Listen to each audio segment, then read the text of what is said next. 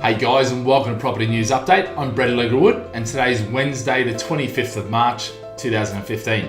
So I've been missing for a couple of weeks, missing action. I've actually been to Cannes, I've been to London, I've been to Australia, and the great thing is I've been actually catching up with a lot of people in property that I know. Spent a lot of time networking. In particular, MIPIN, which is the 4-day property conference, the largest one. 21,000 property professionals go there.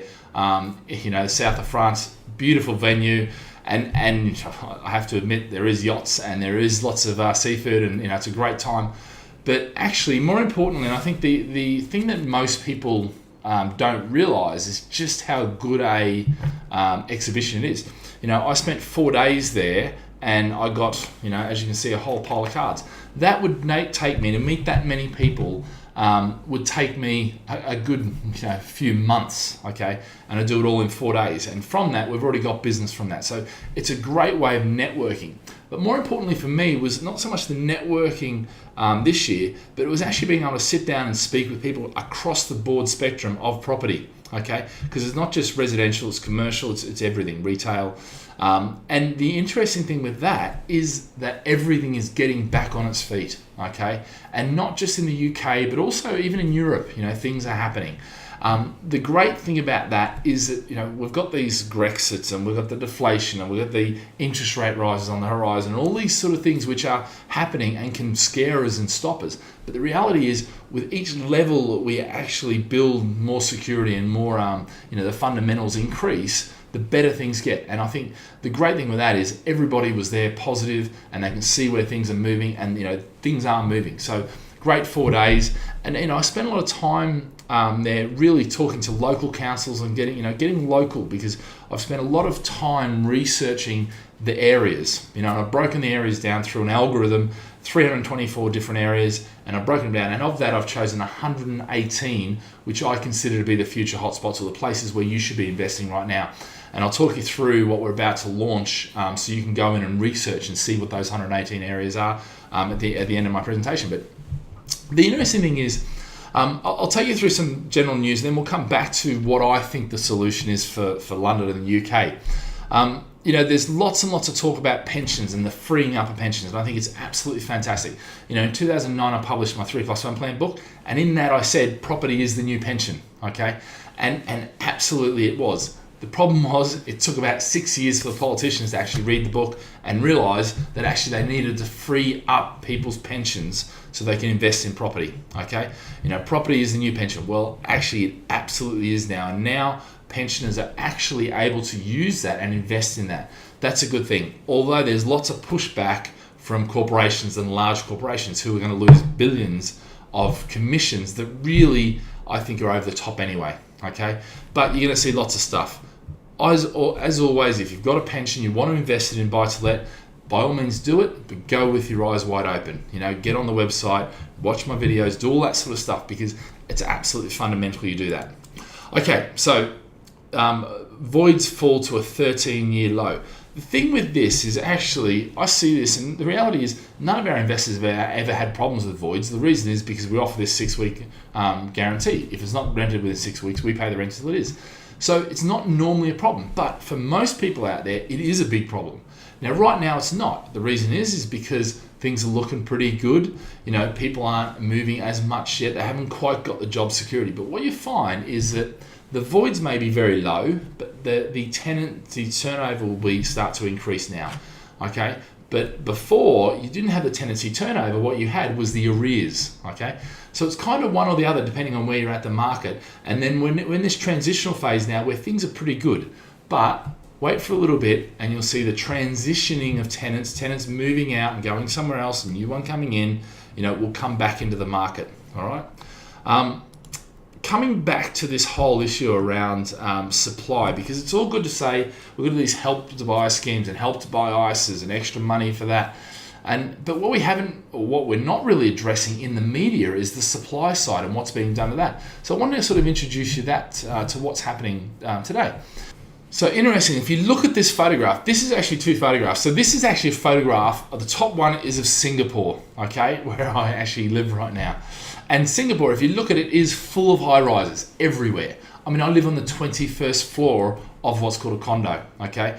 And all around me is condos of that same size, and as far as the eye can see, there's condos of that size.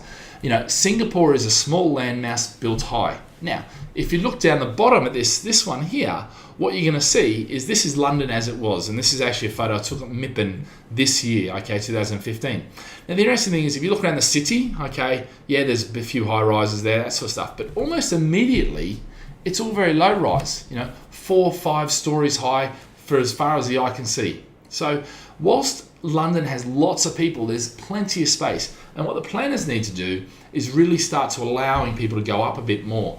You know, the problem is everybody wants to hold on to this notion of what was, not what we actually have to do to solve these problems around, you know, how many people we can afford to, you know, population growth and aging population and people wanting to move into the cities and all these sort of things.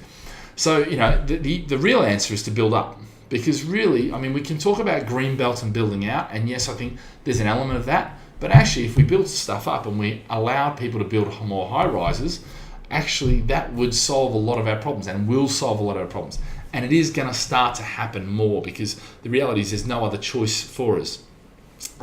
Now, getting back to the supply side, what most people don't realise about the whole game is that we actually have, since 2012, when the government made the decision to make things simpler for planners, okay, we have this thing called the National Planning Policy Framework, okay, NPPF. And what this has done since then, it's looked to simplify the planning process, okay. Since then, it's been brought in this thing called permitted development, where we can take pretty much old office space and turn it into residential. That's been a huge success, okay? So that's actually, I don't know how many properties it's actually produced so far, but a lot more are coming onto line, so it's very good news.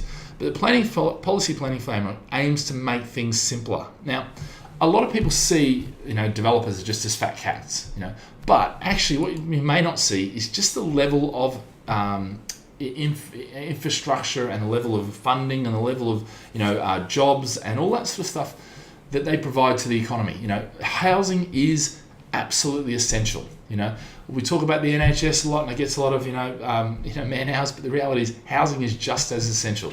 Obviously, not if you need medical assistance, but housing is key. And 12.5 billion in land and buildings and new homes, 140,000 built last year. Now, obviously, we need to build more, and the whole thing with getting this supply side is that we need to build more. Okay, 5.5 spent on suppliers. Okay. You've got 32,000 affordable homes being built per year of that 140,000. So there's actually a lot of good news happening. Obviously, it's taking time. Now, as an investor, in some ways, that's good news for you. Why? Because it means that while that supply side is dragged down, the demand side is getting pushed up, prices are going to continue to go up. And some people can call that a conspiracy, whatever you want to call that. But the reality is, if you are an investor and you're getting involved now, you will benefit from that.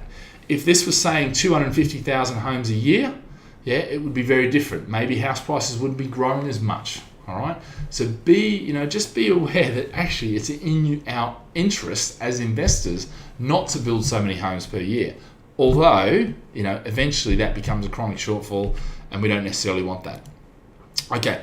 So I just want to finish off. What I've done is I've taken those 322 postcode districts, I've turned them into 118 places where I feel are, investment worthy, and that we should be doing some more research on and getting down and dirty the detail.